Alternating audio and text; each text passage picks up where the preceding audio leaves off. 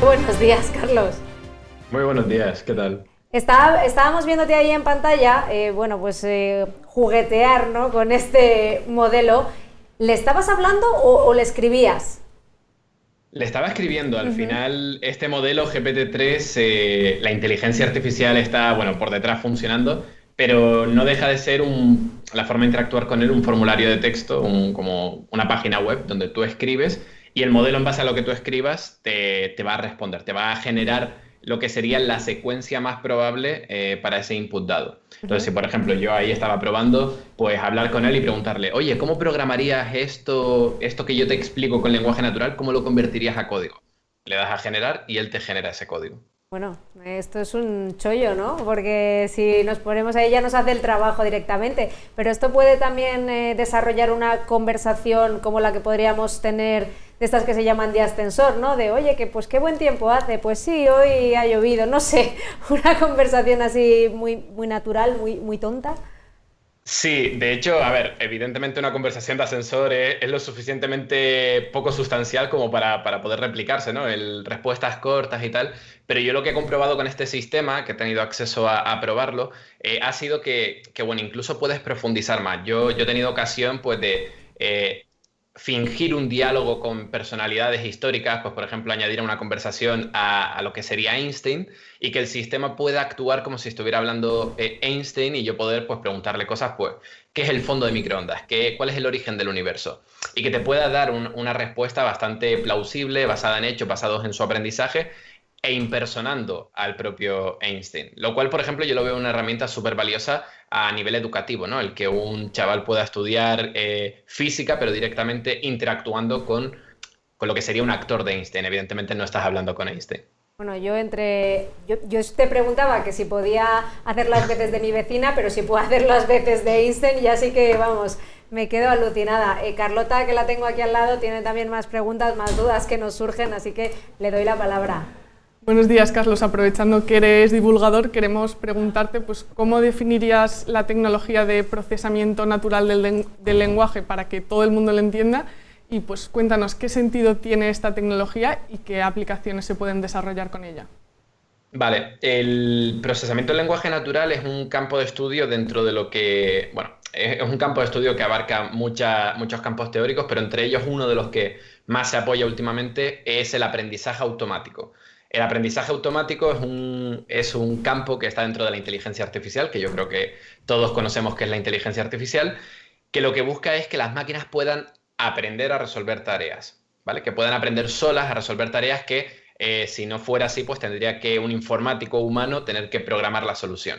Entonces, cuando aplicamos este aprendizaje automático, este machine learning, al campo del procesamiento del lenguaje natural, lo que estamos buscando es que la máquina pueda aprender a resolver tareas relacionadas con el habla, con el generar lenguaje y comprender lenguaje. De la misma manera que un bebé pequeño, a través de estar en un entorno donde escucha gente hablar o donde se le enseña directamente qué significa cada palabra, puede aprender un lenguaje, pues buscamos esto mismo, el poder suministrarle a una máquina un gran corpus de texto, un gran dataset de datos, pues artículos de internet, artículos de Wikipedia, páginas web, y que sobre eso él solo automáticamente pueda aprender cuáles son las reglas de sintaxis, gramática, semántica, ciertos contextos, ciertos estilos, como mencionabais. No es lo mismo hablar con un anciano que hablar con un niño. Toda esa estructura del lenguaje que la pueda aprender. Y una vez consigamos esto, pues de repente tenemos una interfaz súper potente para poder interactuar con nuestras máquinas. Si podemos hablar con nuestro ordenador o pedirle cosas a nuestro móvil de manera natural, decirle, por favor, ¿me podrías poner una alarma mañana a esta hora? En este caso, muchos de los sistemas con los que contamos a día de hoy funcionan porque directamente hay gente que ha preprogramado esas instrucciones, de decir, vale, cuando dice alarma, dice esta hora, seguramente se refiere a una alarma. Pero es mucho más interesante que haya una mayor flexibilidad en esto y que tú te puedas dirigir a tu ordenador a pedirle instrucciones de cualquier tipo y que te pueda entender o que te pueda mantener una conversación. ¿Qué aplicaciones tendría? Que ya lo preguntaba Carlota, pero creo que no nos has llegado a contestar, o no sé si es que yo me he perdido la respuesta, pero ¿qué aplicaciones tendría este sistema? Además de esto que nos comentabas del móvil, pero me imagino que podría aplicarse a cosas mucho más importantes, ¿no? Sí, o sea, lo que tiene este sistema es que al final es un cambio de paradigma en esta interfaz a la hora de hablar con el ordenador. Entonces, efectivamente, pues una vertiente muy interesante es la de los chatbots, el poder tener un chatbot que responda a cualquier tipo de pregunta, pero podemos pensar pues diferentes usos a la hora de yo soy un periodista, tengo un titular, tengo una noticia, tengo una serie de hechos, le doy un botón de generar y automáticamente se me genera todo un artículo. No tienes que estar tú redactando ese artículo. O el guión del programa, pues poder decir, oye, necesitamos cubrir estos apartados, vamos a generar todo el listado de preguntas. Todo esto se puede empezar a automatizar. Toda la interacción que nosotros tenemos a la hora de generar documentos, a la hora de entender esos documentos, todo esto se empieza a solucionar con este sistema GPT-3 y con todos los sistemas que seguirán llegando. Estoy pensando, pues pensemos a nivel legal, ¿no? El tener todos estos grandes documentos que a lo mejor un bufete de abogados puede tener para resolver un caso, que directamente lo podamos conectar a una máquina y esa máquina pueda entender, pueda cruzar los datos y pueda sacar todos los hechos que hay dentro de estos documentos para poder analizarlos. Carlos, Ahí se posibilita un mundo muy amplio donde el lenguaje realmente es algo nuclear. Carlos, te escuchaba decir que le podíamos decir a este sistema que me escribió un artículo y ya lo escribiría él. Esto se puede volver en nuestra contra, porque ¿cuántos puestos de trabajo pueden perderse? Desde luego, el mío, por ejemplo, bueno, yo porque soy periodista de televisión, pero el de cualquier colega mío que escribe en un periódico podría peligrar con una máquina como esta. En parte sí, evidentemente lo que sucede con la inteligencia artificial siempre plantea este debate de esta tecnología que tiene este potencial, cómo va a transformar el mercado laboral. No solamente desaparecerán puestos de trabajo, también surgirán otro tipo de puestos de trabajo, pero esta transición, como se ha visto en revoluciones industriales anteriores, pues puede ser problemática. Entonces, efectivamente, ahí hay pues una serie de trabajos y sobre todo estoy pensando más en el periodismo que cubre noticias, pero que de nuevo son a lo mejor más insustanciales, que no tienen un valor o no tienen un análisis tan profundo. Eso sí se podría haber reemplazado y de hecho ya hay algunos proyectos, Microsoft por ejemplo, pues para su portal de noticias Messenger ha sustituido a algunos periodistas por un sistema automático, evidentemente, pero porque son noticias pues de a lo mejor escribirte 3 párrafos sobre los resultados deportivos de ayer. ¿Realmente necesitamos a un trabajador humano que se dedique profesionalmente a esto? ¿O podemos aprovecharnos un poco más de la creatividad humana para poder generar productos humanos de más valor y que la máquina se encargue de este trabajo un poquito más pues repetitivo? Carlos, una de las cosas que has comentado y que has dicho que es precisamente interesante de este modelo es que no tiene una única tarea asignada, sino que puede hacer cualquiera de las que tú le mandes pues, mediante el lenguaje natural. Hemos estado viendo tu canal de YouTube y en uno de tus vídeos decías: estoy viendo cosas que no había visto hace tiempo en el campo de la inteligencia artificial. No sé si te referías a eso o por qué es tan sorprendente este modelo. Este modelo es sorprendente porque dentro de cómo lo entendemos en el campo de la inteligencia artificial plantea un cambio de paradigma. Es decir, en el campo del procesamiento del lenguaje natural, utilizando Machine Learning, la vertiente que se está utilizando siempre era la de crear modelos muy específicos para tareas muy concretas. Pues, por ejemplo, yo quiero una inteligencia artificial que yo le dé texto y aprenda a resumir ese texto. Pues diseñabas un sistema ad hoc pensado justamente para esa tarea. Lo que ha hecho esta gente de OpenAI ha sido coger un sistema, se le ha planteado una tarea muy genérica, que es la única tarea que se pretende que este sistema haga correctamente es: yo te doy una secuencia de palabras y tú tienes que aprender a predecir la siguiente. Es lo único que hace, es un modelo de lenguaje.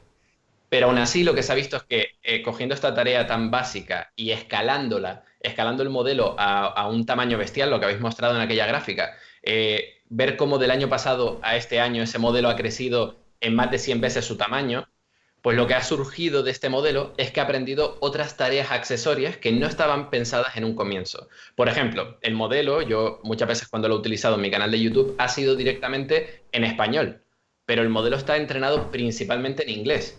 ¿Cómo es posible que yo pueda interactuar con él en español? Pues porque el modelo internamente ha aprendido que para esta tarea de predecir la siguiente palabra, le puede venir muy bien aprender a traducir de un lenguaje a otro, y esto es una capacidad que no se esperaba.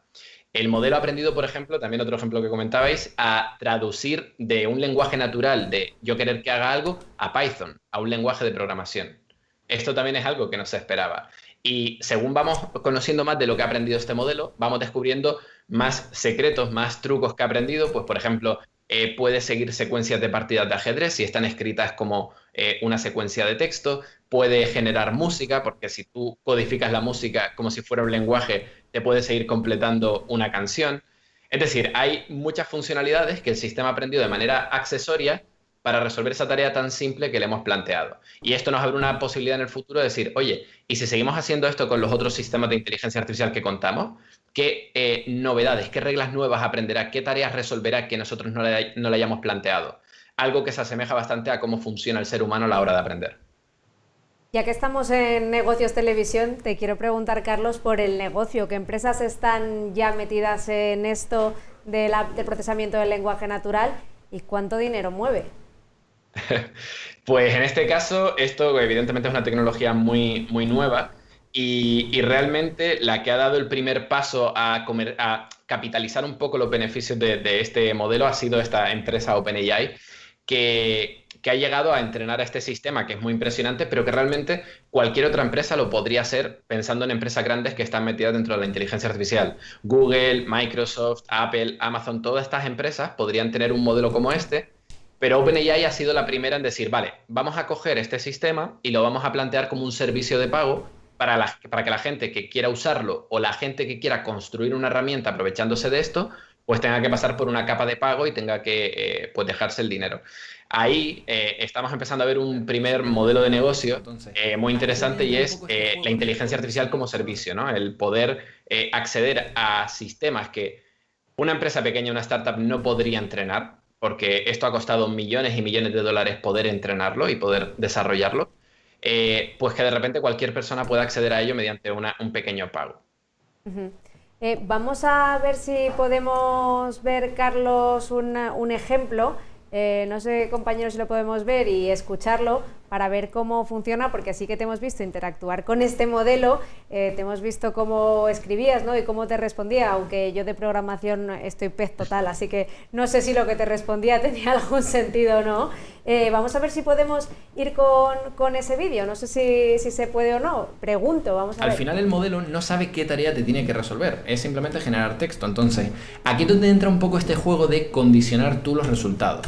Yo, por ejemplo, aquí le diría, vale, pues si yo te he hecho esta pregunta, lo siguiente podría ser a good definition is. Y aquí ya en este punto sí estás induciendo a que te vaya a dar una buena definición de lo que es una red neuronal. Así que vamos a darle. Vale, en este caso te he dicho que una buena definición es una simulación de lo que sería una red neuronal biológica, pero creo que una más clara sería decir que es una serie de algoritmos unidos que puede aprender a través de ejemplos, y esta definición es bastante chula, de hecho. Esto es porque le hemos pedido que nos dé la definición de una cosa, pero podemos tirar a algo completamente diferente. Por ejemplo, hacer una traducción de texto de un idioma a otro idioma. Por ejemplo, yo le podría decir en este caso, ¿cómo dirías la frase a mí me gusta viajar a las Islas Canarias en vacaciones?